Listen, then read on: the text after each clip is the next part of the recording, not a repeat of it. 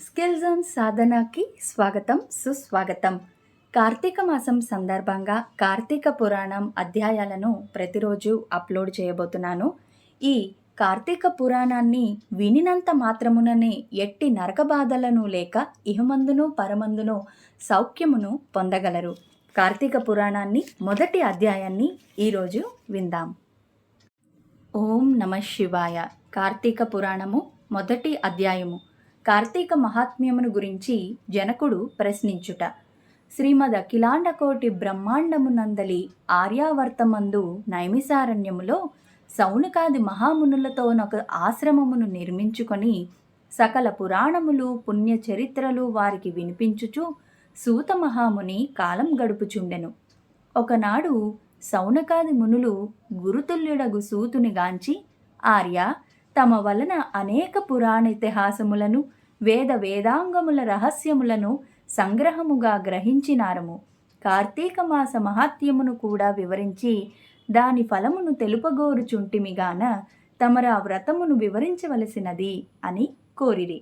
అంతనా సూత మహర్షి, ఓ ముని పుంగవులారా, ఒకప్పుడు ఇదే కోరికను నారదుడు సృష్టికర్తయగు బ్రహ్మను కోరుకొనగా బ్రహ్మదేవుడు అతనికి, విష్ణుమూర్తి లక్ష్మీదేవికి, సాంబశివుడు పార్వతీదేవికి తెలియచేసిన విధముగా నా గాథను వినిపించెను. అట్టి పురాణ కథను మీకు తెలియచేయుదును. ఈ కథను వినుట వలన మానవులకు ధర్మార్థములు కలుగుటయ్యేగాక వారు ఇహమందును పరమందును సకలైశ్వర్యములతో తొలతూగుదురు. కానున శ్రద్ధగా నాలకింపుడని ఇట్లు చెప్పెను.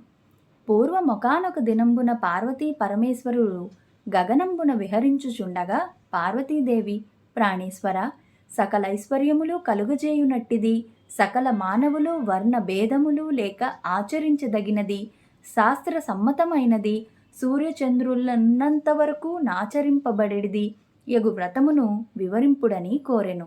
అంతట మహేశుడు మందహాసమునరించి, దేవి, నీవు అడుగుచున్న వ్రతము స్కాంద పురాణమున చెప్పబడి ఉన్నది. దానినిప్పుడు వశిష్ఠ మహాముని మిథిలాధీసుడగు జనక మహారాజునకు వివరింపబోచున్నాడు.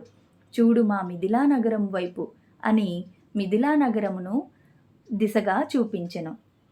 అట మిథిలా నగరంలో వశిష్ఠుని రాకకు జనకుడు సంతసించి అర్ఘ్యపాద్యములతో సత్కరించి కాళ్ళు కడిగి ఆ జలమును శిరస్సుపై జల్లుకొని, మహాయోగి మునివర్య, తమ రాక వల్ల నేను, నా శరీరము, నా దేశము, నా ప్రజలు పవిత్రులమైతిమి. తమ పాదధూళిచే నా గేహము పవిత్రమైనది. తమరికిటి కేల వచ్చితిరో సెలవసొంగుడని వేడుకొనెను.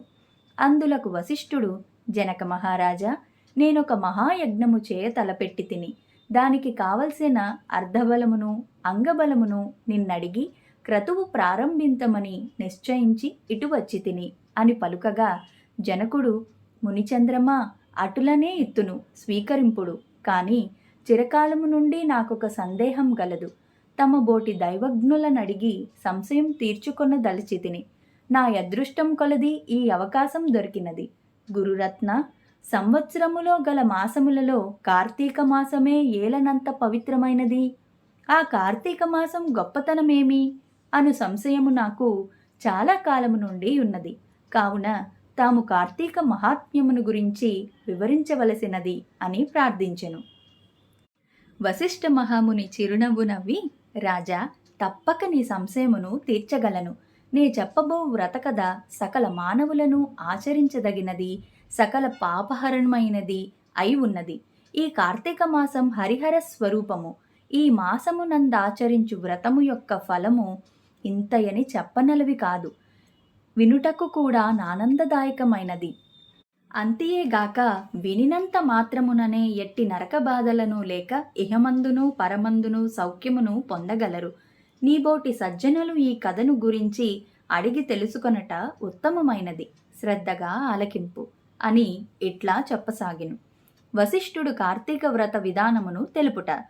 ఓ మిథిలాధీశ్వర, జనక మహారాజా, ఏ మానవుడైనను ఏ వయసువాడైనను ఉచ్ఛ నీచ అనే భేదము లేక కార్తీక మాసములో సూర్య భగవానుడు తులారాశి అందుండగా వేకువజామున లేచి కాలకృత్యములను తీర్చుకొని స్నానమాచరించి దాన ధర్మములను దేవతా పూజలను చేసినచో దాని వలన అగణిత పుణ్యఫలం లభించును.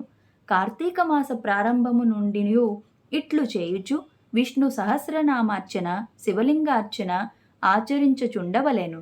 ముందుగా కార్తీక మాసమునకు అధిదేవతయగు దామోదరునికి నమస్కరించి, ఓ దామోదర, నేను చేయు కార్తీక వ్రతమునకు ఎట్టి ఆటంకములు రానియక నన్ను కాపాడుము అని ధ్యానించి వ్రతమును ప్రారంభించవలయును.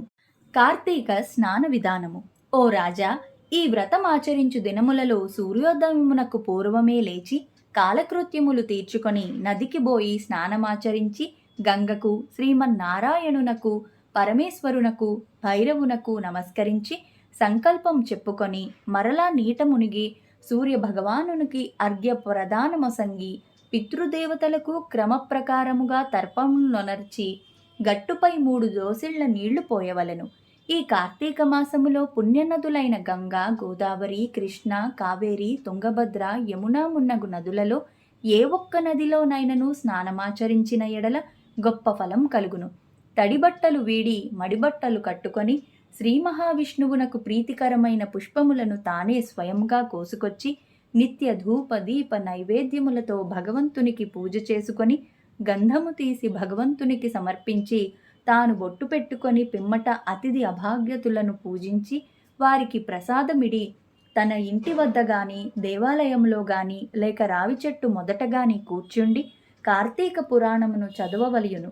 ఆ సాయంకాలము సంధ్యావందనం ఆచరించి శివాలయమందు గాని, విష్ణువాలయమునందు గాని, లేక తులసికోట వద్ద గాని దీపారాధన చేసి శక్తిని బట్టి నైవేద్యము తయారు చేయించి స్వామికి సమర్పించి అందరికీ పంచిపెట్టి తర్వాత తాను భుజింపవలెను. మరునాడు మృష్టాన్నముతో భూతతృప్తి చేయవలెను. ఈ విధముగా వ్రతమాచరించిన స్త్రీ పురుషులకు పూర్వమందును ప్రస్తుత జన్మందును చేసిన పాపము పోయి మోక్షమున కర్హులగుదురు.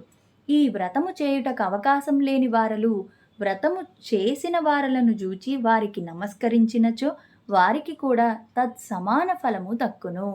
ప్రధాన అధ్యాయము మొదటి రోజు పారాయణము సంపూర్ణం. హర నమః పార్వతీపతయే హర హర మహాదేవ శంభో శంకరా.